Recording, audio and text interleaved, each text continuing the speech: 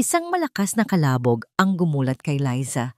Kasunod ang matinis na tunog ng nababasag na salamin mula sa sala. Hindi na niya ininda ang bula ng sabon sa kanyang mga kamay. Binitiwan niya ang hinuhugasang plato at mabilis na tumakbo. Ang dibdib niya ay kumakabog sa kaba. Iisa lang ang nasa isip niya. Si Ma'am Remedios. Pagdating niya sa sala, natigilan siya sa kanyang nakita. Nakatayo sa gitna ng sahig si Doña Remedios del Rosario, ang kanyang amo, na turing niya na ring pangalawang ina. Nakatitig ito sa sahig, sa mga bubog na nagkalat mula sa nabasag na picture frame, ang larawan ng kasal nito at ng yumaong si Don Ricardo. Nanginginig ang kamay ng matanda. Tila wala ito sa sarili. "Ma'am, okay lang po ba kayo?" Dahan-dahang lapit ni Liza, ang boses ay puno ng pag-aalala. Hinawakan niya ang braso ng matanda at naramdaman niya ang panginginig nito. Hindi sumagot si Doña Remedios. Ang mga mata nito ay nakapako pa rin sa basag na salamin. Tila isang masamang pangitain. Dinala ni Liza si Doña Remedios paupo sa pinakamalapit na sofa. Habang pinupulot niya ang bawat piraso ng bubog, hindi niya maiwasang maalala ang Doña Remedios na kanyang nakilala 10 taon na ang nakalipas. Ang babaeng matatag, matalino, at laging may mainit na ngiti sa kanyang mga labi. Siya ang nagturo kay Liza kung paano alagaan ang mga rosas sa hardin, ang paborito nitong bulaklak. "Ang pag-ibig, Liza, ay parang rosas," sabi nito noon.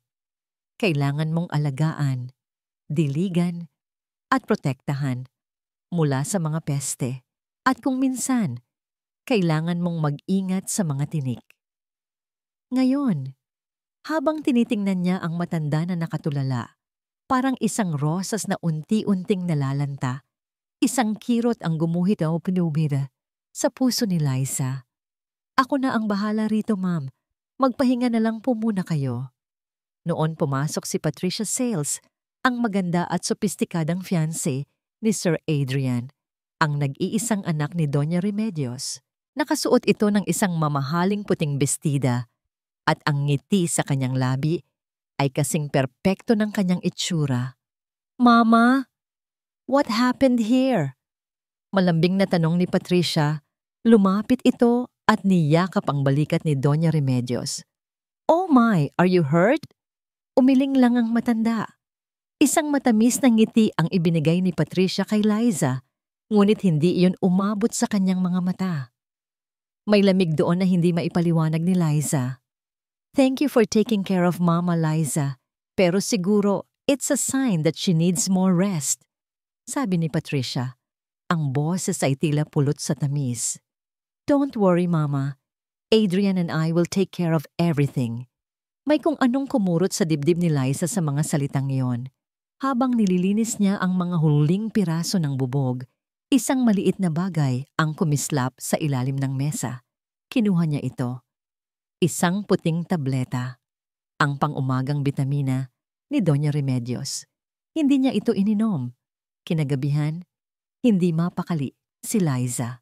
Paulit-ulit na bumabalik sa isip niya ang nangyari. Ang basag na salamin, ang panginginig ni Doña Remedios, ang hindi ininom na gamot, at ang malamig na titig ni Patricia. Nagpasya siyang bumaba para uminom ng tubig. Habang papalapit siya sa kusina, narinig niya ang mahinang boses ni Patricia mula sa hardin. May kausap ito sa cellphone. Dahan-dahan siyang nagtago sa likod ng malaking haligi. Sapat lang para marinig ang usapan. "Yes? Oh, sinunod ko ang sinabi mo," sabi ni Patricia sa kabilang linya. "She's becoming more and more confused every day." Madali na lang siyang pasunurin. Isang sandaling katahimikan. Everything is going according to plan.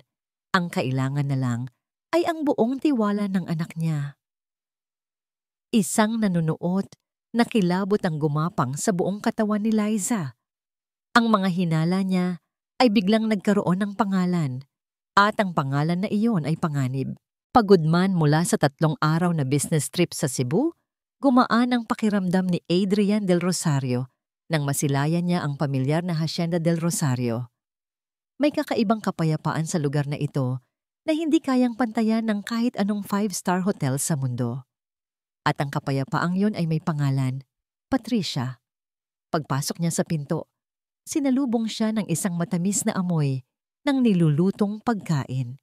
At naroon siya, ang kanyang mapapangasawa, na lumabas mula sa kusina na may suot na apron.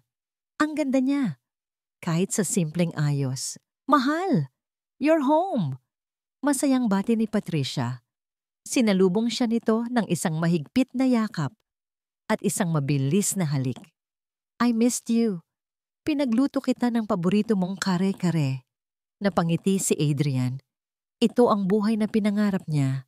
Isang asawang hindi lang maganda at matalino, kundi maasikaso pa. I missed you more. How's mama? I hope hindi kanya binigyan ng sakit ng ulo.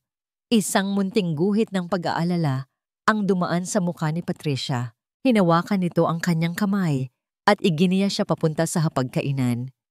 Let's eat first. Pagod ka sa biyahe. Habang kumakain sila, hindi mapigilan ni Adrian na titigan si Patricia. Napakaswerte niya. Sa lahat ng babaeng nakilala niya, si Patricia lang ang nakaintindi sa kanyang mga ambisyon at sabay pa ring nagpakita ng malasakit sa kanyang pamilya. So how's mama? Muling tanong ni Adrian. Huminga ng malalim si Patricia na para bang nag-iipon ng lakas ng loob para sabihin ang isang mabigat na bagay. Mahal, ayokong mag-alala ka pero I think we need to talk about her. Kumunot ang noo ni Adrian. What do you mean? These past few days, she's been different. Dahan-dahang sabi ni Patricia. Madalas siyang tulala. Minsan kinakausap ko siya pero parang wala siyang naririnig. At kahapon, nabasag niya yung wedding picture nila ni Dad. She just stood there, staring at the broken glass. Parang hindi niya alam ang nangyari. Nabitawan ni Adrian ang kanyang kubyertos. What? Tumawag ba kayo ng doktor? I wanted to, pero ayaw ni Mama. At ayokong pilitin siya. Baka lalo siyang ma-stress. Sagot ni Patricia, ang mga mata ay puno ng pag-aalala. Liza is here of course, pero I don't know. I feel like something is wrong. Kinabahan si Adrian. Mahal na mahal niya ang kanyang ina. Si Doña Remedios ang kanyang idolo, isang babaeng matatag na mag-isang nagpatakbo ng kanilang negosyo matapos mamatay ang kanyang ama. Ang isipin na humihina na ito ay parang isang suntok sa kanyang sikmura. Kinabukasan, habang nagkakape siya sa veranda, nakita niyang papalapit si Liza. May bakas ng pag-alala sa mukha nito at tila hindi ito natulog ng maayos. Sir Adrian, sandali lang po. Sabi ni Liza, medyo nanginginig ang boses. Tungkol po kay Ma'am Remedios, napansin ko lang po kahapon na hindi niya ininom yung vitamins niya. Noon din ay lumabas si Patricia mula sa loob. May dalang isang tasa ng kape para sa kanya. Good morning, mahal. Ngumiti ito kay Liza. Oh, Liza, don't worry so much. Naitapon ko na yung gamot. I told you, baka nakaligtaan lang ni Mama. Ako na ang bahala magpainom sa kanya mamaya. Humarap si Patricia kay Adrian at hinaplos ang kanyang pisngi. She's just being her usual caring self. Sobra lang siyang mag-alala. Tumingin si Adrian kay Liza. Nakikita niya ang sinseridad sa mga mata nito. Ngunit sa pagitan ng salita ng isang kasambahay at ng kanyang mapapangasawa, alam niya kung sino ang paniniwalaan niya. At pagod na siyang mag-alala. Liza, I appreciate your concern. Sabi niya sa medyo pagod na boses. But Patricia is here. Relax, okay? Baka napaparanoid ka lang. Nakita niya ang sakit sa mga mata ni Liza. Bago ito tumango at tahimik na umalis, niyakap siya ni Patricia mula sa likod. Mahal, para lang mapanatag ang loob nating lahat. Bulong nito. I know a specialist, isang neurologist. He's a friend of my father's. Pwede natin siyang pakiusapan na pumunta dito para i-check si Mama. Discreetly. para hindi na natin kailangang dalhin si Mama sa ospital at ma-stress pa siya. Iyon na iyon. Ang solusyon. Isang perpektong solusyon mula sa isang perpektong fiancé. Si Patricia talaga ang sagot sa lahat. Tumango si Adrian, nakakaramdam ng malaking ginhawa. That's a great idea. Can you give me his number? Kinuha niya ang kanyang cellphone at idiniyal ang numerong ibinigay ni Patricia. Habang nagriring ito, tiningnan niya si Patricia na nakangiti sa kanya at naramdaman niya ang isang alon ng pagmamahal at pasasalamat. Hindi niya alam kung anong gagawin niya kung wala ito. Hello? Dr. Castillo? Sabi ni Adrian nang may sumagot sa kabilang linya. Yes, doctor. Please come tomorrow. We need your help.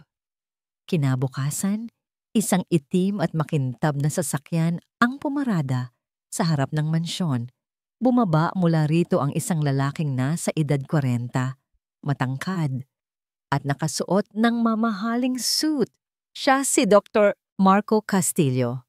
Mayroon siyang isang ngiti na kayang magpakalma ng kahit sinong pasyente, ngunit para kay Liza, mayroong kakaibang kislap sa mga mata nito.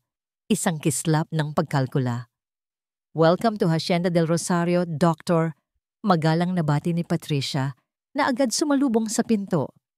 Patricia, it's good to see you again, sabi ng doktor at hinalikan nito ang pisngi ni Patricia na parang matagal na silang magkakilala. Naramdaman ni Liza ang pagtayo ng kanyang mga balahibo. Ang sinabi ni Patricia ay kaibigan ng kanyang ama. Pero ang kilos nila ay iba. Iginaya nila ang doktor sa silid kung nasaan si Doña Remedios na kasalukuyang nagbabasa ng libro. Nagulat ang matanda sa biglaang bisita. Mama, this is Dr. Castillo. He's just here to say hello. Paliwanag ni Adrian na halatang hindi komportable sa sitwasyon. Ngumiti si Dr. Castillo. Doña Remedios, isang karangalan. Huwag po kayong mag-alala. Wala po itong bayad. Biro pa niya. Kamustahan lang po. Nagsimula ang kamustahan. Nagtanong ang doktor ng mga simpleng bagay. Ma'am, anong petsa po ngayon? Ano po ang paborito ninyong bulaklak sa hardin? Sino po ang kasama ninyo sa bahay? Lahat ng tanong ay sinagot ni Doña Remedios ng malinaw at may kaunting pagkairita. Para kay Liza, na nakatayo sa gilid at nagmamasid, napakalinaw ng isip ng kanyang amo. Katunayan, kaninang umaga lang, ay detalyado pa nilang pinag-usapan ang menu para sa buong linggo. Ang ginagawa ng doktor ay isang palabas. Pagkatapos ng 10 minuto, tumayo si Dr. Castillo. Kung maaari, gusto ko sanang makausap si Adrian at Patricia ng pribado. Sige po. Liza, magdala ka ng kape dito. Utos ni Adrian. Tumango si Liza at nagpunta sa kusina. Pagbalik niya na may dalang tray, sarado na ang pinto ng sala. Dahan-dahan niyang inilapag ang tray sa isang mesita sa labas at akmang kakatok na nang pigilan siya ng boses ni Patricia mula sa loob. Hindi siya si Patricia. Siya ay si Liza at may karapatan siyang malaman kung ano ang nangyayari sa taong itinuturing niyang pamilya. Pero pinigilan siya ng kamay ni Patricia na nakahawak na sa pinto. Hayaan na muna natin sila, Liza. Sabi nito sa boses na malambing ngunit may diin. This is a family matter. Isang sampal. Iyon ang naramdaman ni Liza. 10 taon siyang nagsilbi sa pamilyang ito. Pero sa isang iglap, ipinamukha sa kanya na siya ay isang tagalabas. Wala siyang nagawa, kundi tumalikod. Ngunit hindi siya lumayo. Nagkunwari siyang nag-aayos ng mga halaman malapit sa bintana. Sapat lang para marinig ang mga pinag-uusapan sa loob. At ang mga narinig niya ay nagpatigil sa pagtibok ng kanyang puso. The signs are clear. Short-term memory loss, confusion, moments of detachment from reality. Boses yon ni Dr. Castillo. Based on my initial observation, this is serious, Adrian. We're looking at early-stage cognitive decline. Diyos ko, Narinig niyang bulong ni Adrian puno ng sakit. Kailangan niya ng full-time monitoring at kailangan nating baguhin ang kanyang mga gamot. Patuloy ng doktor. For now, ako na ang magreseta ng gamot niya. It's a mild sedative para lang matulungan siyang maging mas kalmado at makapagpahinga. Nabitawan ni Liza ang hawak niyang pandilig. Buti na lang at sa damuhan nito, bumagsak. Sedative? Bakit kailangan ni Doña Remedios ng pampakalma? Maayos siya. Matalas ang isip niya. Ito ay isang kasinungalingan. Maya-maya pa, bumukas ang pinto. Lumabas si Adrian na namumutla. Habang si Patricia ay nakaalalay sa kanya, ang mukha ay nagpapakita ng perpektong maskara ng pag-aalala. Huwag kang mag-alala, mahal. Narinig niyang sabi ni Patricia, nandito ako. We will get through this. Ako na ang personal na mag-aasikaso kay Mama. Naglakad si Dr. Castillo palabas. Iniabot kay Patricia ang isang piraso ng papel. Ang reseta. Tiningnan ni Adrian ang kanyang ina sa loob ng silid na ngayon ay mag-isang nakaupo. At hindi niya nakita ang pagdaan ng doktor sa kanyang tabi. Pero nakita ni Liza. Sa isang saglit, sa isang iglap na walang sinumang nakatingin, nakita ni Liza ang lahat. Isang mabilis na pagkindat mula kay Patricia para kay Dr. Castillo. Isang bahagyang ngisi sa labi ng doktor bago ito tuluyang tumalikod at umalis. Sa sandaling iyon, gumuho ang mundo ni Liza. Hindi na ito hinala. Hindi na ito kutob. Ito ay katotohanan. Isang katotohanan kasing sama ng isang bangungot. At siya lang ang nakakaalam. Lumipas ang mga araw na parang isang mabigat na panaginip para kay Liza. Ang bagong gamot na ibinigay ni Dr. Castillo ay may masamang epekto kay Doña Remedios. Ang dating sigla sa mga mata nito ay napalitan ng isang blangkong ulap. Madalas itong nakatulala. At kung magsasalita man, ay wala sa konteksto. Ang pinakamasakit para kay Liza ay nang dalawin sila ni Mang Carding, ang hardinero na mahigit 20 taon nang nagsisilbi sa hasyenda. Tinitigan lang siya ni Doña Remedios na para bang isang estranghero. Sino po sila? Nakita ni Liza ang pagpatak ng luha sa mga mata ni Mang Carding bago ito magpaalam. Gabi-gabi, bago niya iabot ang tableta, nararamdaman ni Liza ang bigat sa kanyang kamay. Para siyang nag-aabot ng lason, ngunit ano ang magagawa niya? Sa tuwing susubukan niyang kausapin si Adrian, laging nariyan si Patricia para sumingit, para sabihing, "The doctor said this is normal. Part of the process." Isang hapon, habang naglilinis si Liza sa study room ni Adrian, kung saan madalas na ring nagtatrabaho si Patricia, hindi niya sinasadyang matabig ang isang tasa ng kape. Natapon ang mainit na likido sa ibabaw ng mesa ni Patricia, malapit sa laptop nito.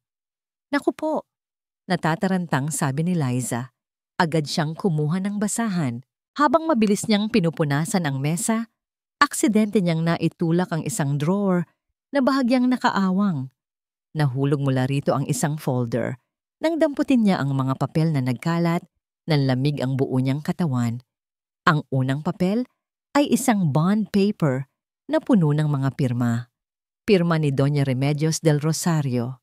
Ngunit hindi ito pantay-pantay. Ang iba ay nanginginig. Ang iba ay halos perpekto. Para itong isang taong paulit-ulit na nagsasanay. Sa ilalim nito, may isang dokumento na may titulong Special Power of Attorney. Nanginginig ang mga kamay ni Liza habang binabasa ang nilalaman.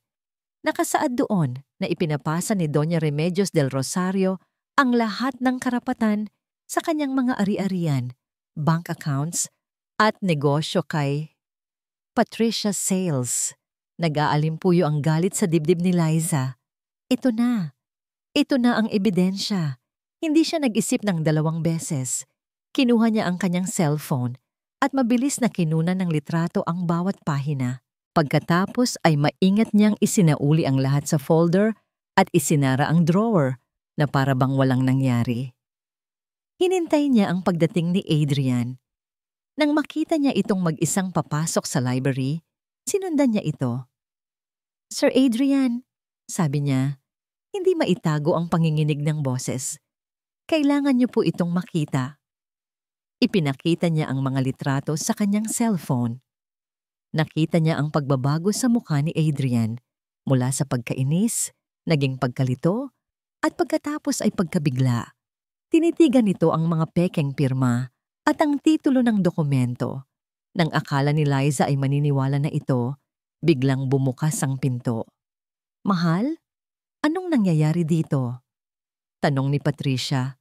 Ang boses ay malambing, ngunit ang mga mata ay matalim. "Patricia, what is this?" tanong ni Adrian. Ipinakita ang cellphone. Napatingin si Patricia sa mga litrato. Sa isang iglap, namula ang kanyang mga mata at nagsimulang mamuo ang mga luha. Tumingin siya kay Liza na may ekspresyon ng matinding sakit at pagtataksil. "Paano mo nagawa sa akin to, Liza?" Umiiyak na, sabi ni Patricia. Nagulat si Liza. "Anong?" "I was trying to help her." Humagulgol si Patricia. Ngayon ay nakatingin na kay Adrian. "Nakita ko kung gaano nahihirapan si Mama na pumirma. Ang ginagawa ko lang ay gumawa ng guide para masundan niya. Para kapag kailangan niyang pumirma ng mga simpleng dokumento, hindi siya mahirapan. I was just trying to help." Niyakap ni Adrian ang kanyang nobya na ngayon ay nanginginig sa pag-iyak. Tumingin siya kay Liza at ang pagkalito sa kanyang mga mata ay napalitan ng galit. "Bakit mo pinakikialaman ang gamit niya? Pinagseselosan mo ba siya, Liza?" Malamig at matigas na tanong ni Adrian. Para siyang sinaksak sa dibdib. "Hindi po, sir. Nagsasabi po ako ng totoo." "Ang totoo? O baka naman gumagawa ka lang ng kwento para masira si Patricia sa akin?" Sigaw ni Adrian. "Nakikita ko kung paano mo siya tingnan. Simula pa lang, ayaw mo na sa kanya." Hindi na makapagsalita si Liza. Ang mga luha ay malaya nang dumadaloy sa kanyang mga pisngi. Paano nangyari ito? Paano nabaliktad ang lahat? "Get out!" mahinang sabi ni Adrian, ngunit puno ng bagsik.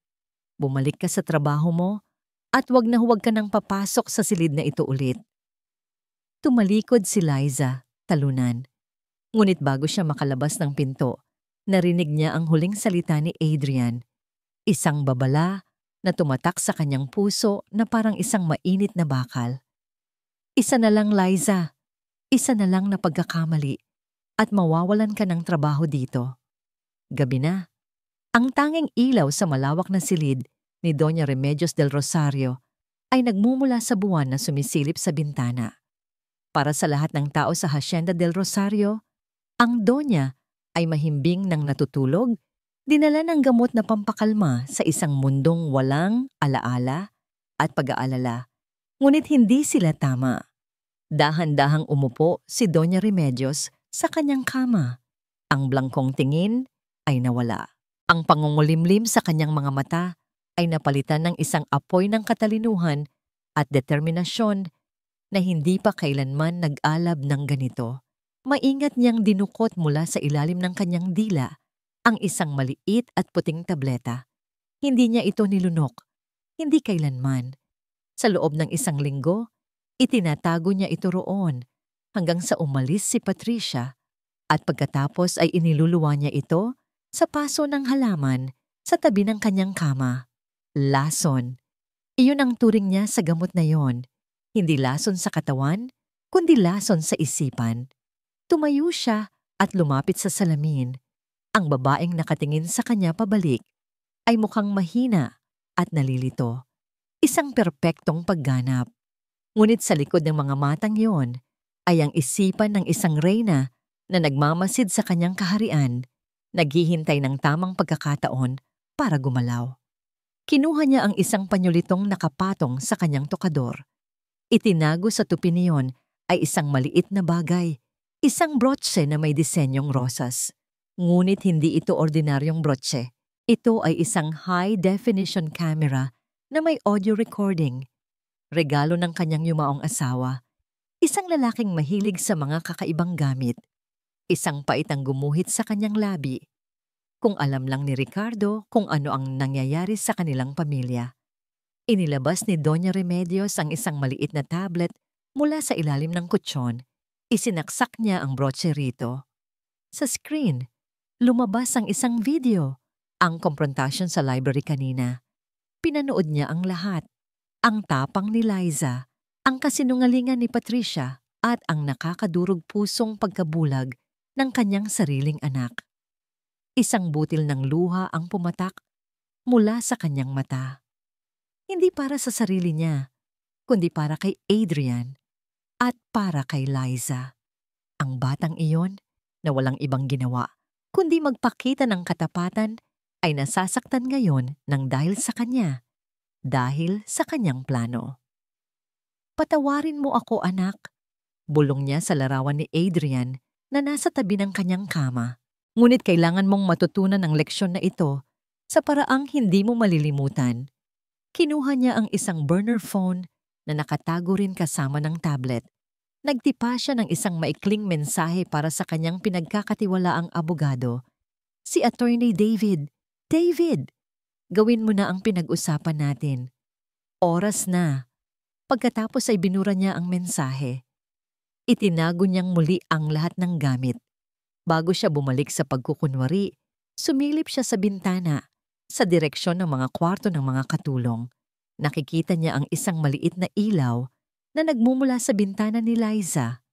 Gising pa ito. Marahil ay umiiyak. Pasensya na, Liza. Halos hindi marinig na bulong niya sa hangin. Konting tiis na lang. Malapit nang matapos ang lahat. Bumalik siya sa kama. Humiga. Ipinikit ang kanyang mga mata. Muli niyang isinuot ang maskara ng isang matandang mahina at walang laban. Noon, dahan-dahang bumukas ang pinto ng kanyang silid. Walang katok. Pumasok si Patricia. Sa dilim, hindi nakikita ng dalaga ang nag-aalab na mga mata ni Doña Remedios sa ilalim ng nakapikit na mga talukap. Lumapit si Patricia sa kama. May ngiti sa kanyang mga labi, isang nangiting puno ng tagumpay at paghamak. Kamusta na po, Mama? Bulong nito, ang boses ay puno ng peking pag-aalala. Oras na po para sa isa pang tableta para mahimbing ang tulog niyo. Hindi gumalaw si Doña Remedios.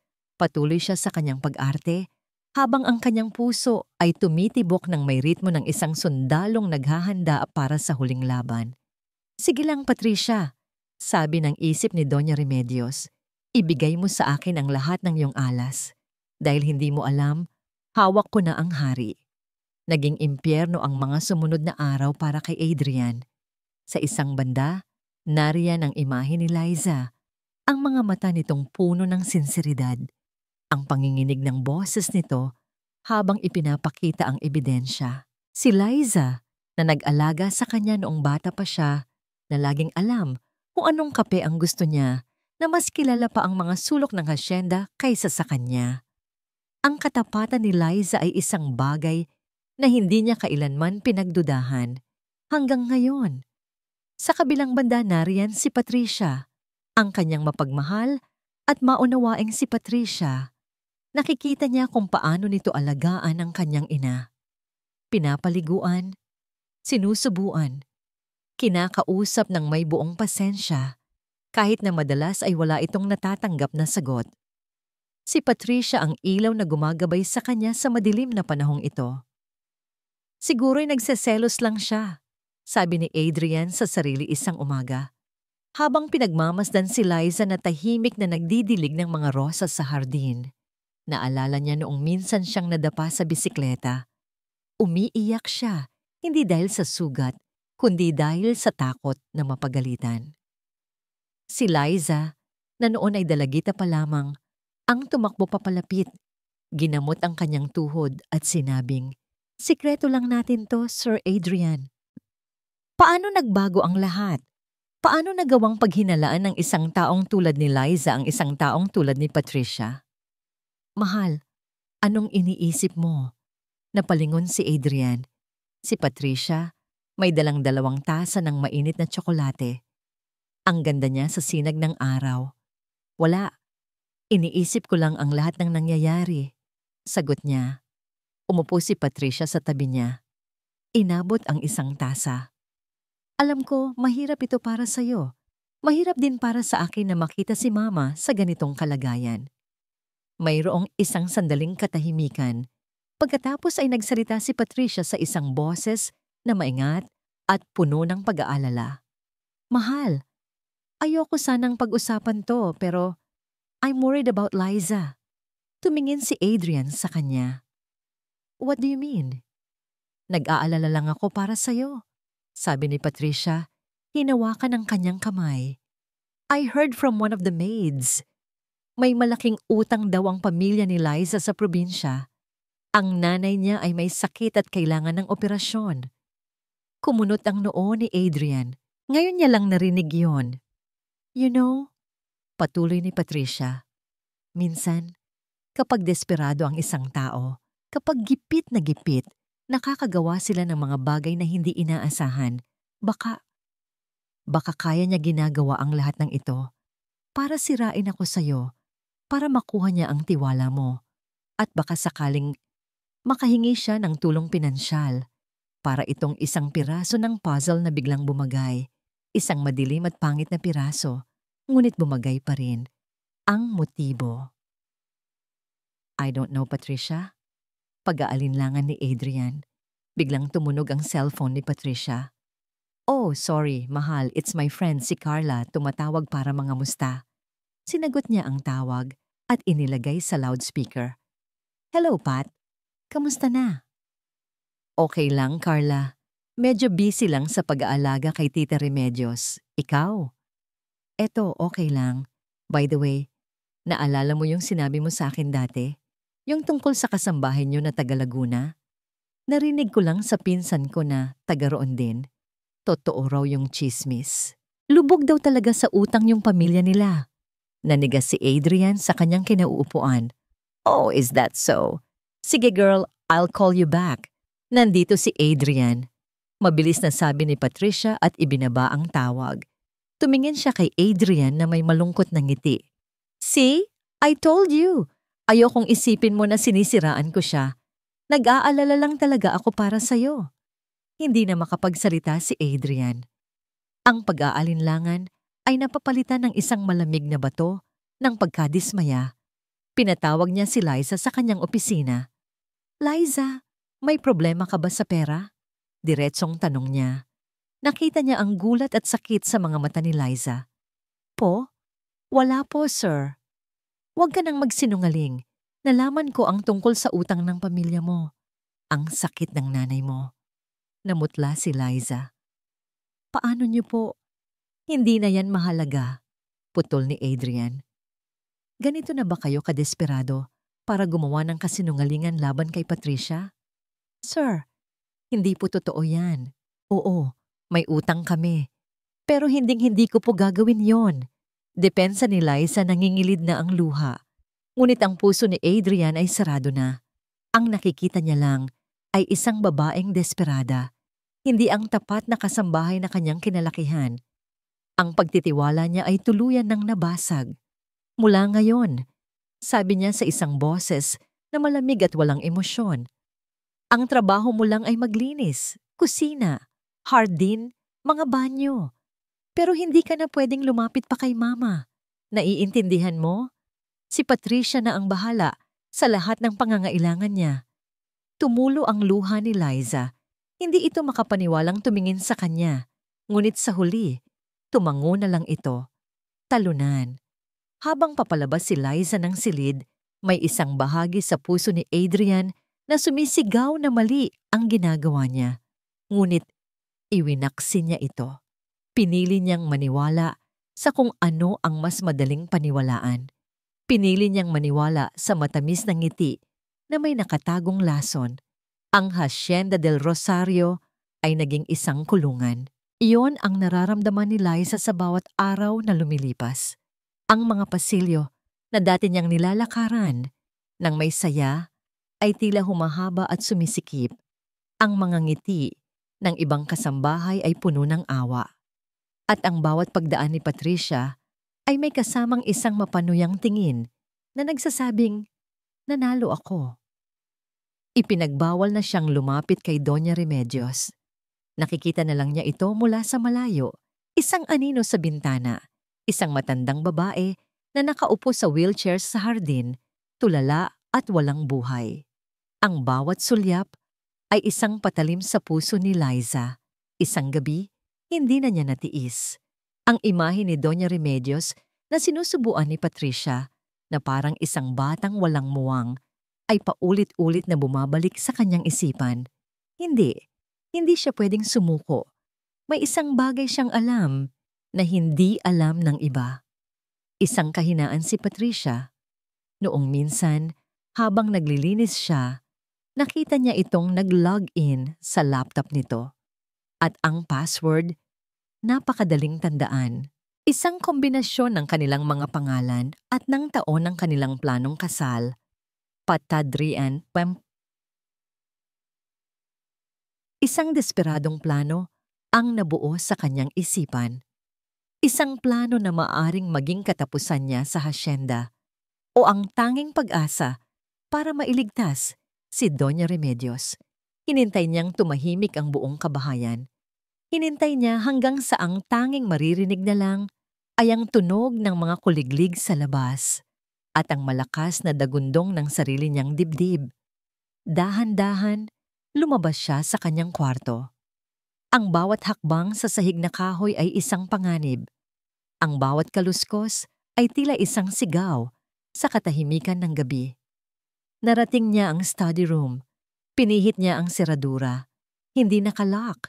Pumasok siya at maingat na isinara ang pinto. Ang tanging liwanag ay nagmumula sa sinag ng buwan sa bintana. Umupo siya sa silya ni Patricia. Naramdaman niya ang malamig na pawis na namumuo sa kanyang noo. Binuksan niya ang laptop. Ang liwanag mula sa monitor ay tila tumusok sa kanyang mga mata. Huminga siya ng malalim. Ang kanyang mga daliri ay nanginginig habang nagtitipa. Patadrian tomorrow 2 Pisanteripo. Nagbukas ito. Mabilis na hinanap ng kanyang mga mata ang email application. Binuksan niya ito. Nag-scan siya sa mga sent items. At doon, nakita niya ito.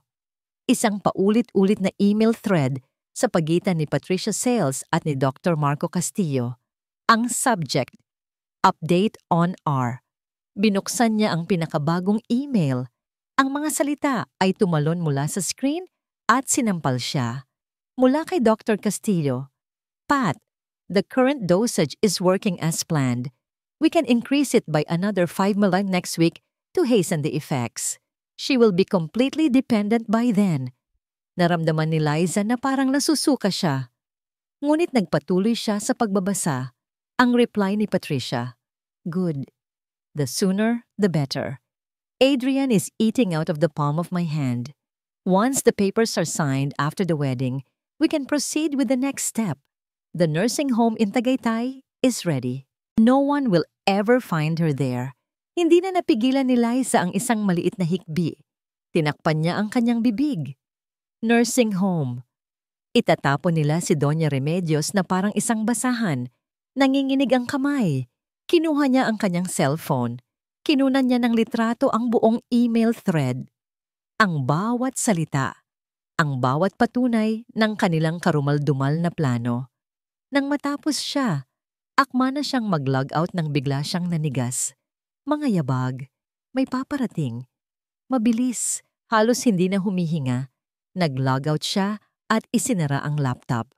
Ngunit saan siya magtatago? Walang oras para lumabas. Ang kurtina. Mabilis siyang tumakbo sa likod ng makapal at madilim na kurtina sa tabi ng bintana, kasabay ng marahang pagpihit ng seradura ng pinto. Pumasok si Patricia sa silid.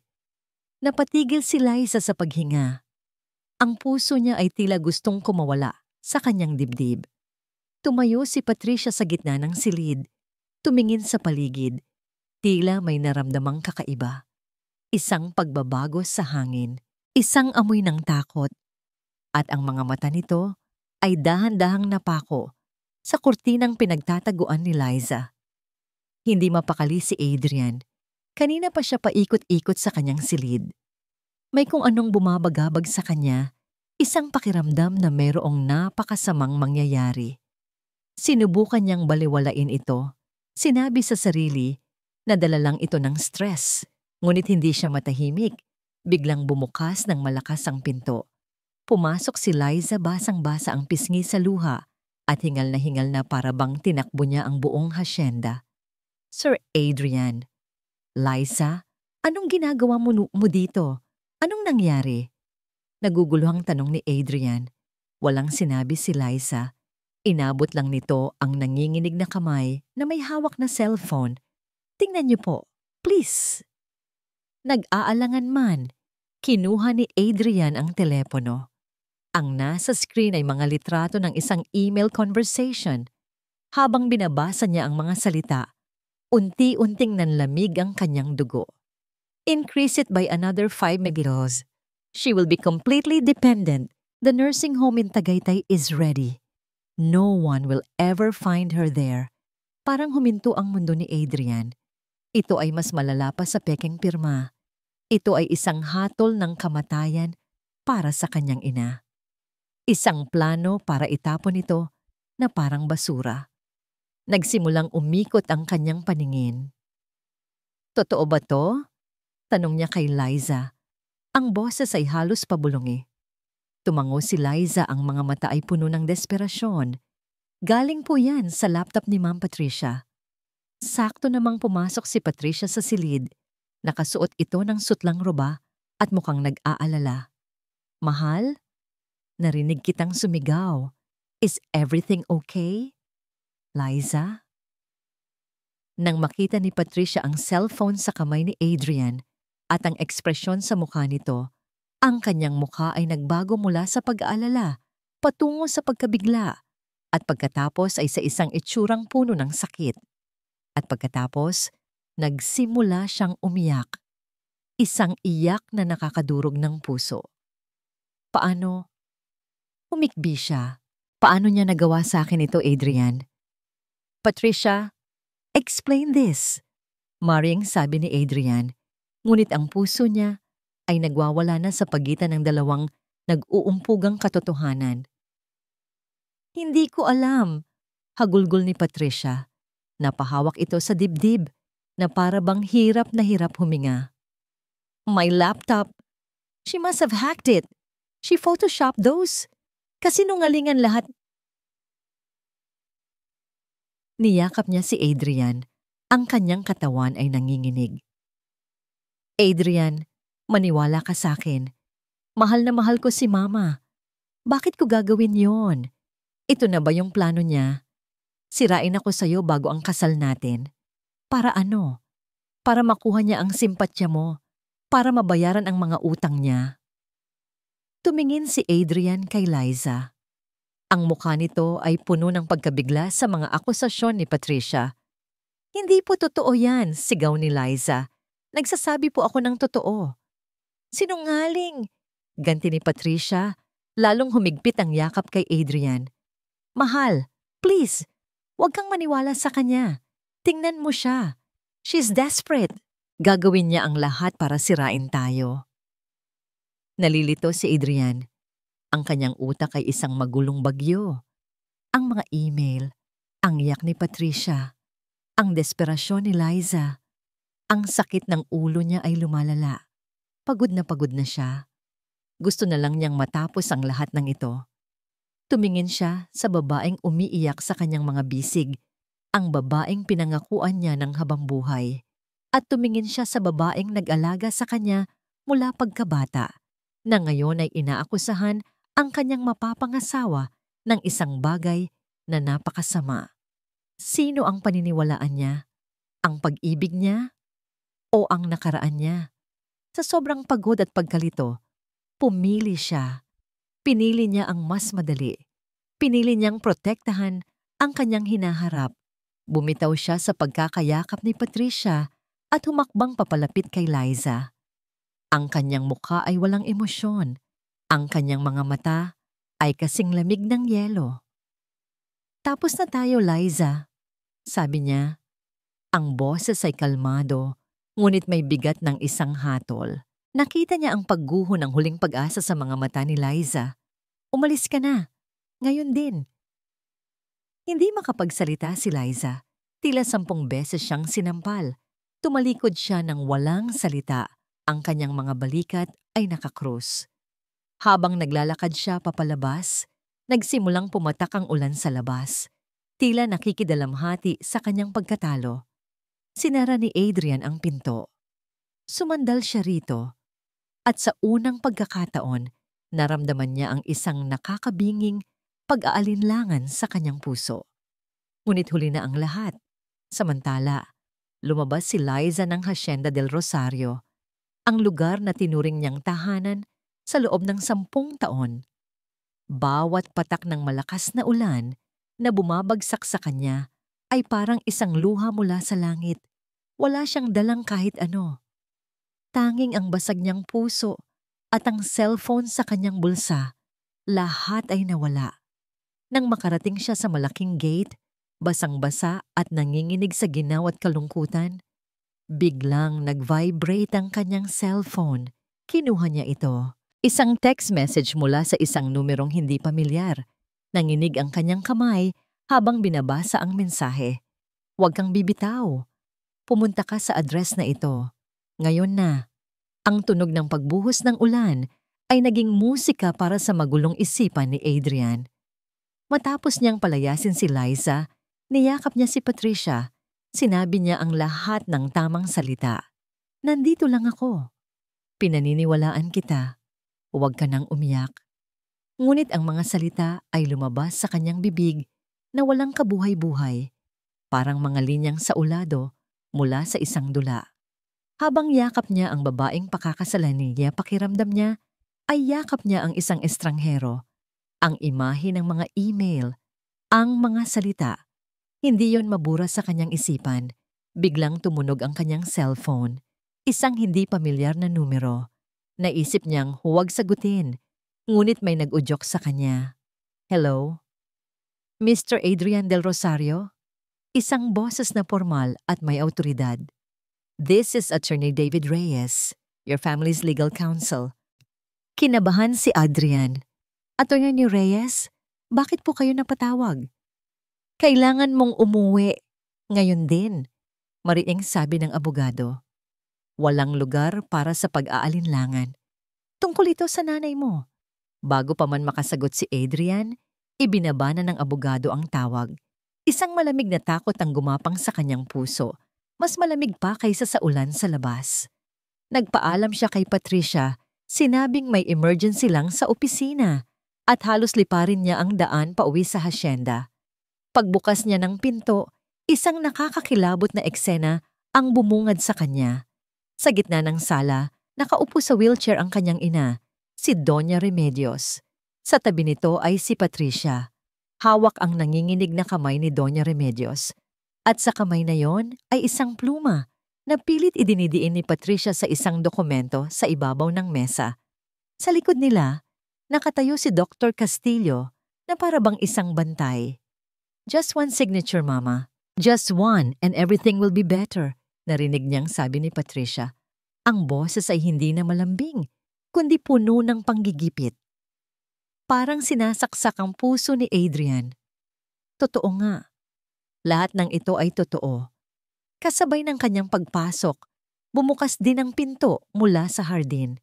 Pumasok si Attorney Reyes at sa likod nito, si Liza. Napatingin si Patricia sa kanila, ang mukha ay puno ng gulat at galit. Anong ginagawa niyo dito? Ngunit bago pa man may makasagot, isang boses, malinaw at puno ng kapangyarihan, ang pumuno sa silid. Tama na, Patricia. Lahat ay napatingin kay Doña Remedios. Dahan-dahan, itinaas ng matanda ang kanyang ulo. Ang dating blangko at nalilitong mga mata ay wala na. Ang nakatingin sa kanila ngayon ay mga matang matalim na parang sibat, nag-aalab sa galit at dunong. Sa isang iglap, tumayo si Doña Remedios mula sa wheelchair. Walang bahid ng anumang sakit o kahinaan. Nanlaki ang mga mata ni Adrian. Hindi siya makapaniwala sa nakikita. Anong kalokohan ito? Nanginginig na, sabi ni Patricia. Hindi siya pinansin ni Doña Remedios. Tumingin ito kay Attorney Reyes at tumango. David, may inilabas na remote ang abogado at itinutok sa isang pader. Isang hidden projector screen ang bumaba at isang video ang nagsimulang umandar. Gumuho ang mundo ni Adrian. Napanood niya ang lahat. Ang pagpapalit ni Patricia ng gamot. Ang mga bulong nito kay Doña Remedios kapag akala niya'y walang nakakarinig. Matanda ka na. Wala ka ng silbi. Napanood niya ang pagkindat ni Patricia kay Dr. Castillo. Napanood niya ang bawat kasinungalingan. At ang huling eksena, ang kuha mula sa brooche ni Doña Remedios. Ang pagpilit ni Patricia sa kanyang kamay. Ang buong katotohanan na hindi maitatanggi. Hindi. Pabulong na sabi ni Patricia. Ang mukha ay namumutla na parang papel. Si Dr. Castillo naman ay nagsimula na ng maglakad pa atras, papalapit sa pinto. Hindi ka aalis, matigas na sabi ni Doña Remedios. At noon, bumigay si Patricia. Ang maskara ng isang anghel ay tuluyang nabakbak at lumabas ang demonyo sa loob. Dapat lang yan sa inyo. Sigaw niya. Ang boses ay puno ng lason at puot. Inagaw ng pamilya niyo ang lahat sa amin.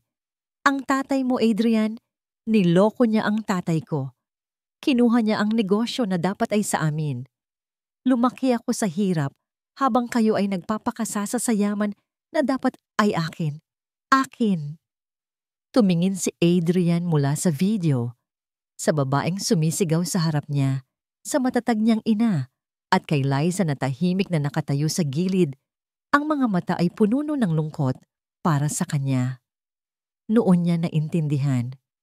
Ang pagkabulag niya ay hindi lang basta pagkakamali. Ito ay isang pagtataksil sa mga taong tunay na nagmamahal sa kanya. Kasabay ng isang malakas na kulog sa labas, bumukas ng malakas ang pinto. Pumasok ang mga pulis. Habang pinupusasan si Patricia at Dr. Castillo, hindi maalis ni Adrian ang tingin sa kanya. Ang babaeng minahal niya. Ang babaeng sumira sa kanya. Nang idaan siya sa harap ni Adrian, tumigil si Patricia. Tinitigan niya ito sa mata at sa huling pagkakataon, ngumiti ito. Isang ngiting puno ng lason. Kasalanan mo ito, bulong niya. Sapat lang para marinig ni Adrian. Kung naging kasing talino ka lang ng tatay mo, sana hindi ka naging ganito kabulag. At pagkatapos ay kinaladkad na siya palabas, iniwan si Adrian na nakatayo sa gitna ng mga guho ng kanyang buhay. Lumipas ang 6 na buwan. Ang ulan na bumuhos noong gabing iyon ay tila hinugasan ang lahat ng kasinungalingan sa Hacienda del Rosario. Ngunit iniwan din nito ang isang latak ng pighati at pagsisisi. Naharap ni Patricia at Dr. Castillo ang hustisya. Ang mga kwento tungkol sa kanilang ginawa ay naging laman ng mga balita sa loob ng ilang linggo, bago unti-unting nabaon sa limot ng publiko. Ngunit para kay Adrian, ang mga alaala ay sariwa pa. Povey? Adrian.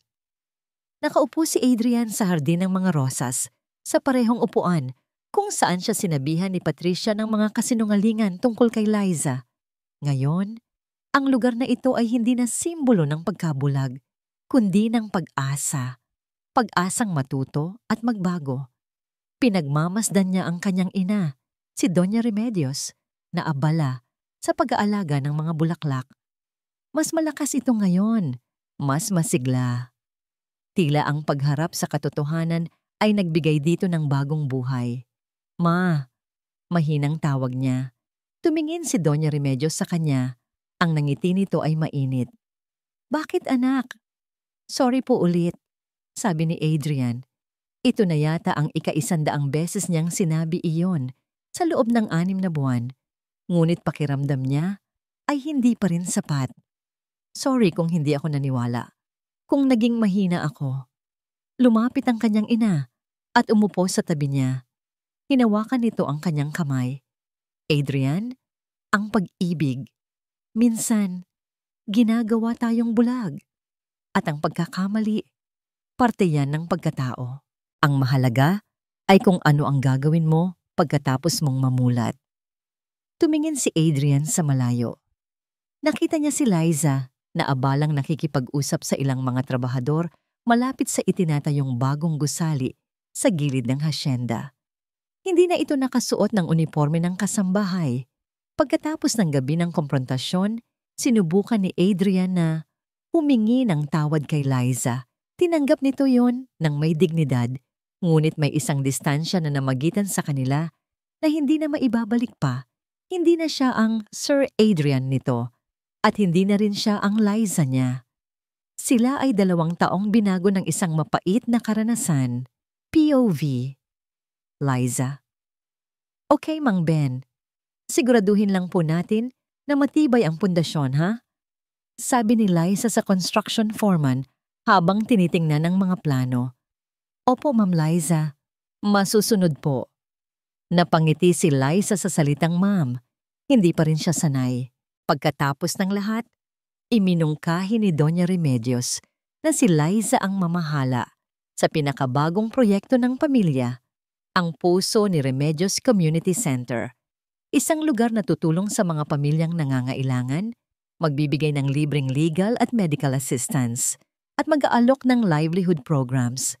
Nang tanungin niya kung bakit siya ang pinili, simple lang ang sagot ni Doña Remedios.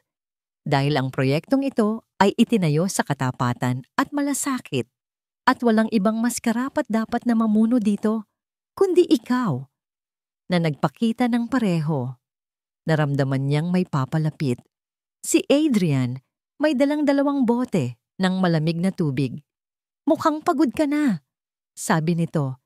Iniabot ang isang bote. Salamat, sagot ni Liza, kinuha ang tubig. Sabay silang tumayo roon, pinagmamasdan ang unti-unting nabubuong gusali. Ang katahimikan sa pagitan nila ay hindi na kasing bigat ng dati. Ito ay isang katahimikan na may pag-unawa. Ginagawa ko to para sa kanya. Alam mo yun? Biglang sabi ni Adrian, tinutukoy ang kanyang ina. At para na rin, para makabawi sa'yo. Tumingin si Liza sa kanya. Ang Adrian sa harap niya ngayon ay iba na. Wala na ang dating kayabangan. Napalitan ito ng kapakumbabaan. Ang mga mata nito ay hindi na puno ng pagkabulag, kundi ng malinaw na pagsisisi at pagtanggap. Pinatawad na kita, Adrian. Sinsero niyang sabi. Lahat tayo ay nagkakamali. Ngumiti si Adrian, isang tunay na ngiti sa unang pagkakataon sa loob ng mahabang panahon. Salamat sa lahat, Liza. Hindi na lang tungkol sa pag-save sa hasyenda ang sinasabi niya. Ito ay pasasalamat sa pagtuturo sa kanya ng isang mahalagang aral, na ang tunay na halaga ng isang tao ay hindi nasusukat sa yaman o posisyon, kundi sa tibay ng puso at sa katapatan ng kaluluwa. Ang araw ay papalubog na, nagbibigay ng isang ginintuang kulay sa buong paligid.